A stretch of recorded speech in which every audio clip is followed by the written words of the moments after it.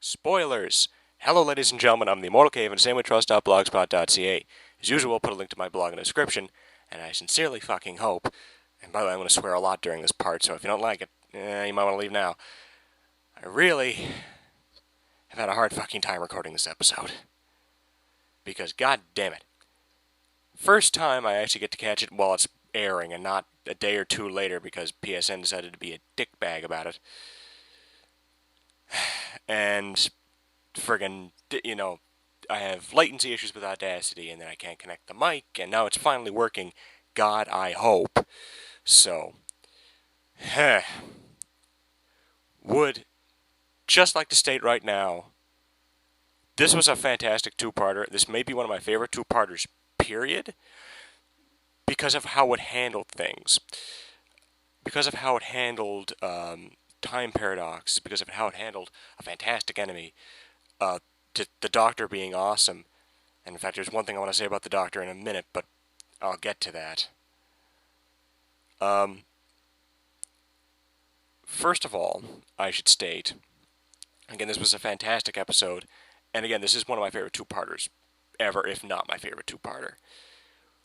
But I want to state this right now. What is it about episode 4 of the 12th Doctor season, about having that monologue in the opening, and that monologue always being so fucking good? The Beethoven, the bootstrap paradox speech, similar to the ultimate stealth, ultimate hiding speech from Listen. This is one of the best intros the show has ever had. The Doctor comes off and he starts speaking directly into the camera, and he starts saying, "What would happen if you traveled back in time and Beethoven never existed? But you had his music because you were a very big fan, because you wanted him to sign him, because, obviously you're a very big fan of him. And you went back in time and there is no Beethoven, but you have his music. So what if you published them as Beethoven? Where did it come from? It's a bootstrap paradox." Which then goes into the Doctor taking up a guitar and playing the first bit of Beethoven's Fifth on a guitar, which, by the way, I love the fact that the 12th has taken up a guitar, by the way, which is awesome. But this all comes around because that's one of the main things about this episode, is the fact that there is this kind of bootstrap paradox by the end of it.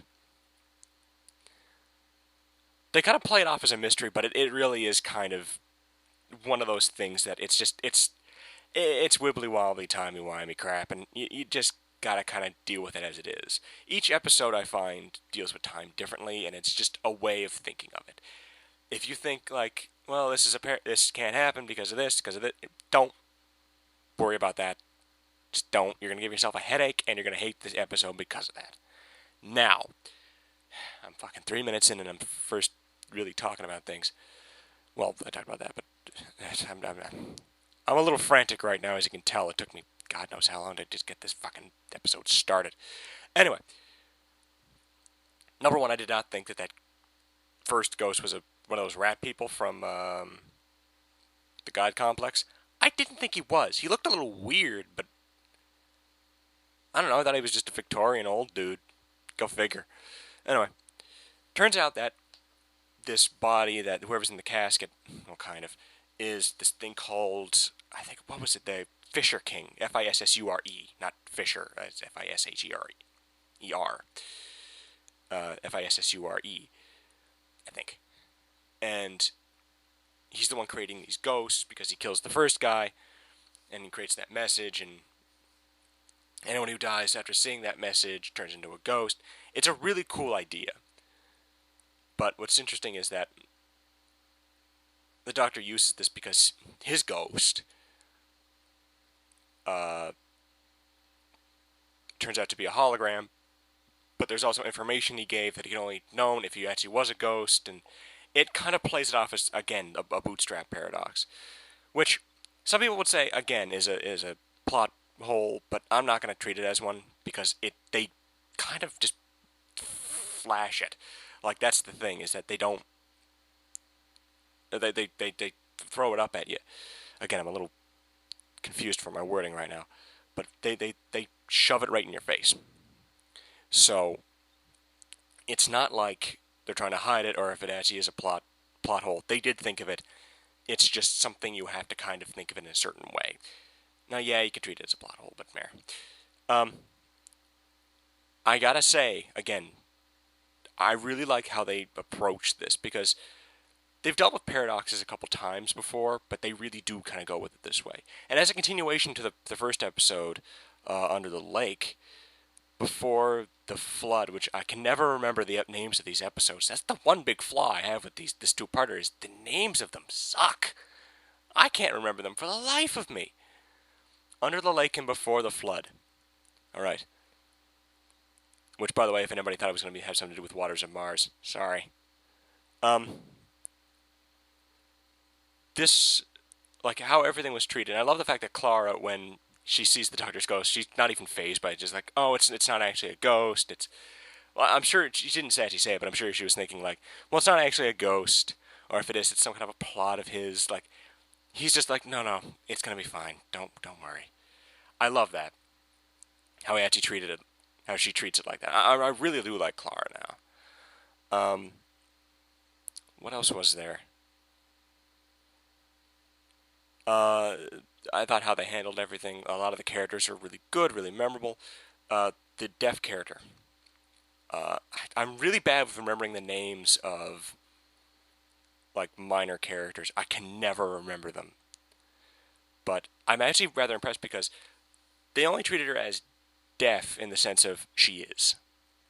And that's it. I really like when a character who has something that makes them different, whether it's a racial difference, a sexual preference, or a disability, and they just treat them like a normal character. That's brilliant. And that's what they did. So I'm happy with that. I thought every character was really good. Now, I hate saying this, because I kept fighting myself on this. Because after Series 8, I really did like the 12th Doctor. But there's one moment, but he never quite came big enough to become my favorite Doctor. 11 means so much to me, and he still does. But there's a moment at the end of this episode that pushed him right over the line. I mentioned earlier about him bringing up Beethoven's Fifth, which, again, that monologue is brilliant. I love those openings. The end of the episode, he mentions, like, he kind of goes into details about, like, so there's this, how do I describe this?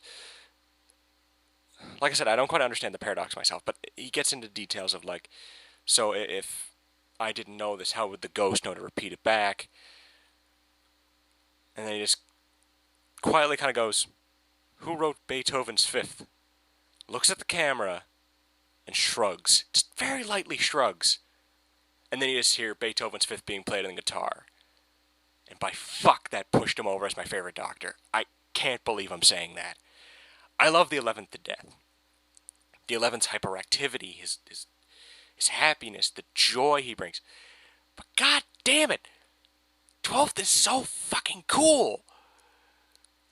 Like, I know I'm swearing like a pirate in this episode, but I don't care. He's so friggin' cool.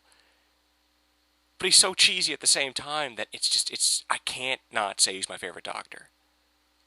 So god damn it, Capaldi, you pushed it. You pushed it over. You did it.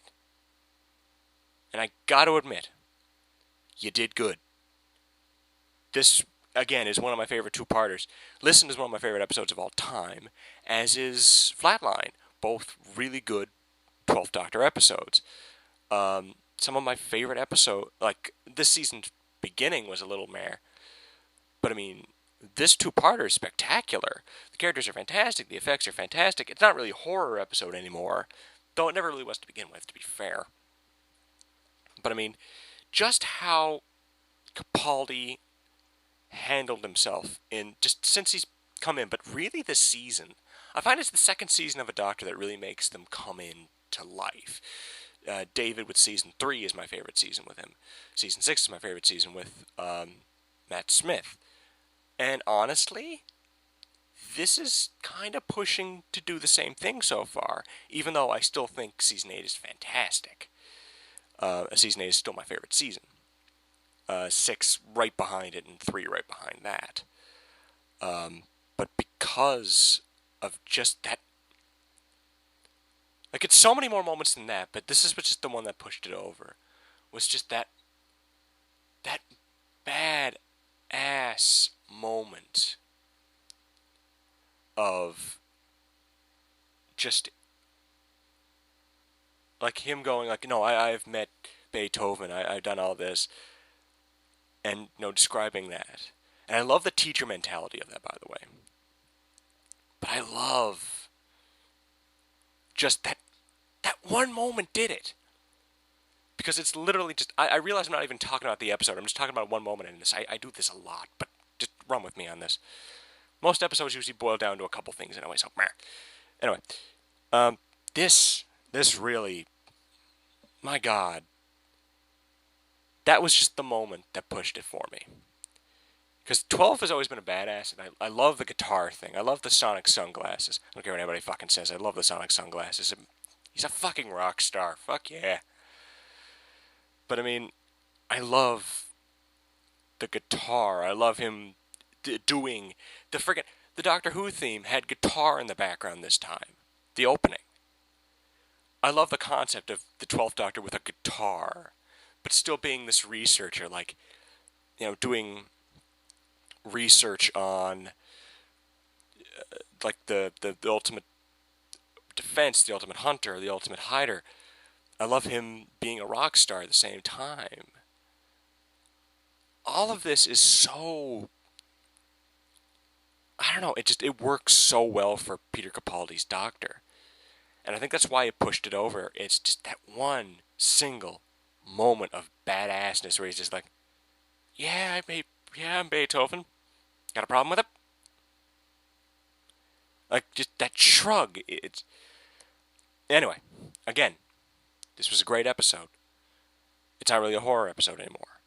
But it's so good. It tells such a great story. It did get a little confusing with the paradox stuff, but I was kind of just watching it like, okay, I'm following the beats. It did get confusing, I will grant you that. But I still think it all came together so well. And I'm going to watch it again tomorrow anyway, so I'll see if maybe that might clear things up. I don't think I'm going to do another video on it, oh, now I get it. This makes sense. But no, it all makes sense, I'm sure. But anyway, the next episode is The Girl Who Lived. Did anybody else go, Amy Pond is coming back? Did anybody else do that when they saw the title? Also, I think a lot of the scenes from this one look kind of like that beginning scene from the trailers where he meets that woman who I kind of still think is his daughter. Or not his daughter, his granddaughter, Susan. I still kind of think that is the case, by the way. Again, my apologies if you've stuck with me this long, if I'm rambling. If I have made no sense this episode, I apologize, but I am not doing another goddamn take. I've already screwed up the intro 3 times. And by God, I'm not doing it one more time. And quite frankly, the struggle to get this is driving me nuts. So I'm going to put this out. If it sucks, it sucks. And I really apologize for that.